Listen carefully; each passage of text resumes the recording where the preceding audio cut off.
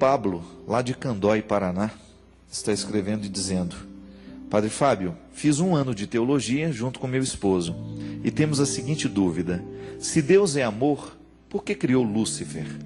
Deus não poderia ter perdoado?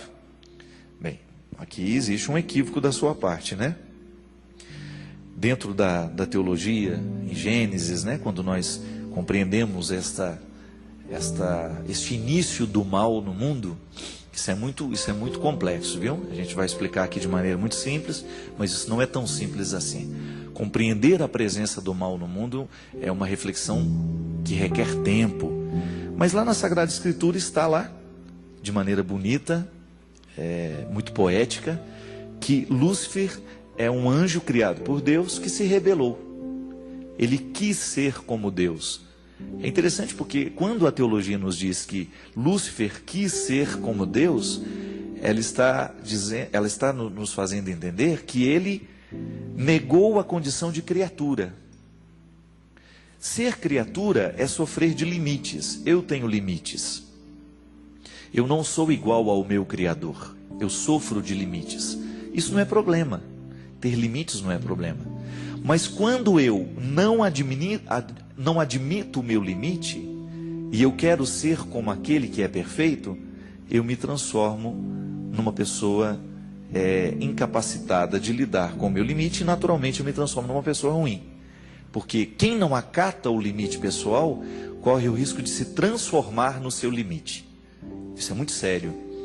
E quando a gente se transforma no limite que a gente tem, a gente fica diabólico.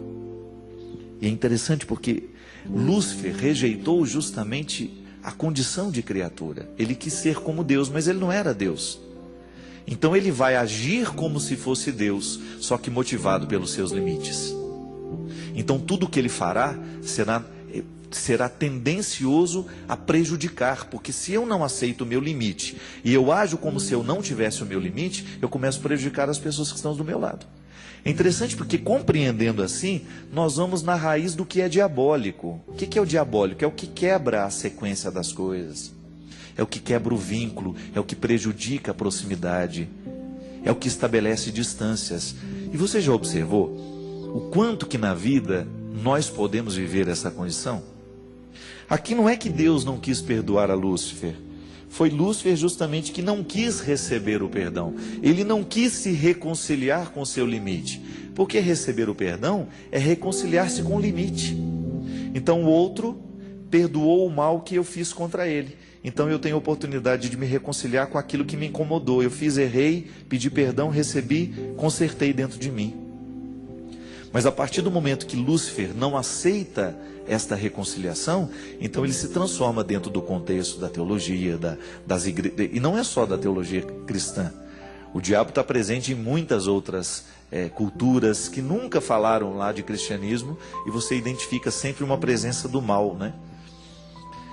Eu acho que a gente não tem que ficar colocando muita atenção como é que surgiu o diabo, né? A gente tem que ficar neutralizando o poder que ele tem aqui. Eu não tenho como entender como é que o diabo surgiu. A teologia me sugere uma explicação. Você escutou qual é a explicação que eu dei hoje. Pode ser que você concorde com ela, pode ser que não. Mas uma coisa é certa: você sente a presença do mal no mundo. E como é que o diabo age no mundo? Através das pessoas. Não é verdade? Você já encontrou o diabo chifrudo mesmo naquela ilustração que a gente tem? Não. A gente nunca viu esse diabo desse jeito. Agora a gente vê uma pessoa fazendo fofoca, uma pessoa criando confusão, uma pessoa fazendo uma intriga, uma pessoa fazendo mal a outra, uma pessoa fazendo uma maldade. Pronto, ali o diabo está presente. Nós temos a oportunidade de legitimar a presença do diabo no mundo quando a gente faz o que ele gosta. Então não fique perdendo tempo. Como é que nasceu o diabo? Fique perdendo tempo e se ocupando de como o diabo ganha oportunidade no mundo a partir de você.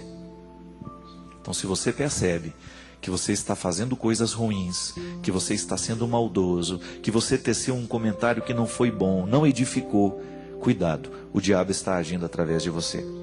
O diabo age, minha gente, através das realidades. Quando você percebe que uma pessoa está sendo induzida ao mal porque a outra estava parecendo boazinha com ela. Quantas pessoas ruins entram na nossa vida com a carinha boa, sorrindo para a gente, e depois dá a rasteira, comete a atrocidade. O diabo entra na nossa vida através das drogas, dos vícios, né?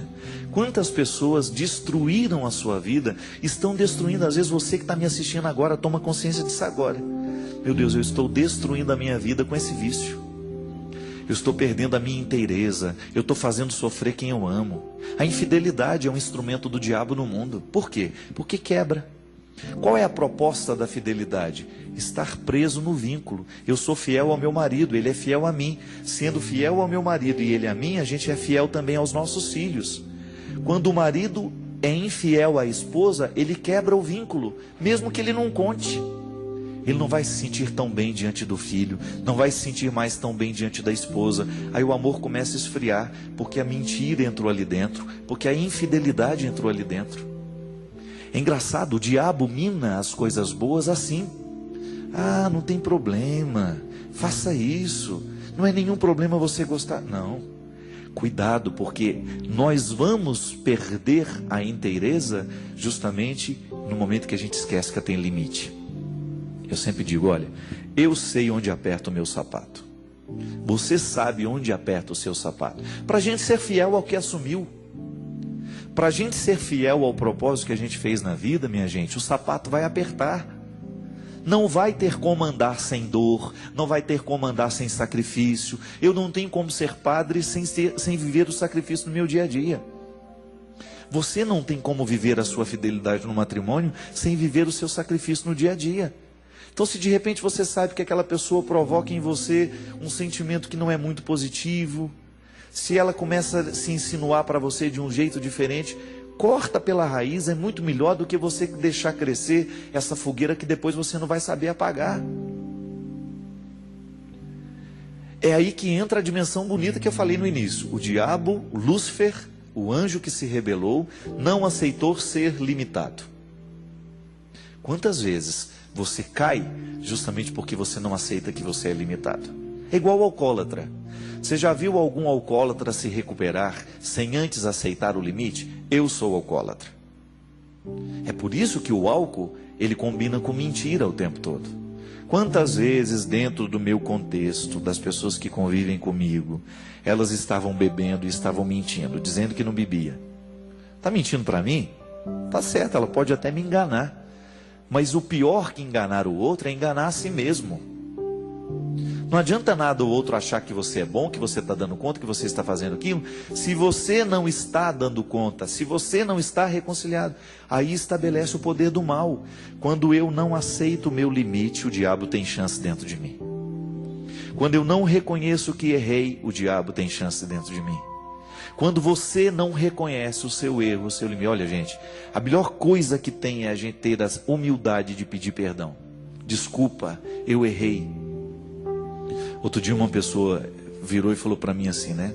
Padre, você precisa tomar muito cuidado, porque você fala muito da sua vida pessoal nas suas entrevistas. Um padre não pode falar que namorou muito, que teve... Pelo amor de Deus, né? Eu não vim aqui para contar mentira para você. Qual é o meu interesse em ficar criando um personagem para você? Nenhum. Porque no dia que você descobre que eu não sou o personagem que você achou que eu era, acabou tudo que a gente fez aqui. Eu tenho que me reconciliar com a minha vida. Eu tenho que me reconciliar com o meu passado, com a minha história. Se eu não tiver os meus limites na mão, minha gente, eu não tenho condições de continuar a minha vida hoje. Se um dia eu caio numa situação e eu não tenho coragem de contar para as pessoas que eu amo, para as pessoas com quem eu estou comprometido, que eu errei, eu perco a minha autoridade, porque o diabo ganha chance dentro de mim. Esse processo novo da vida, quando você vive um processo novo, eu estou vivendo um processo novo, é nesse momento que o diabo vai criando brecha para entrar, para poder atrapalhar, porque não quer ver a nossa felicidade.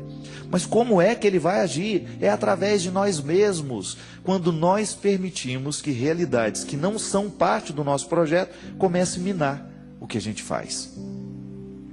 Então você começa a ser infiel, porque você permitiu ficar olhando de um tempo mais demorado para aquela menina que lhe atrai.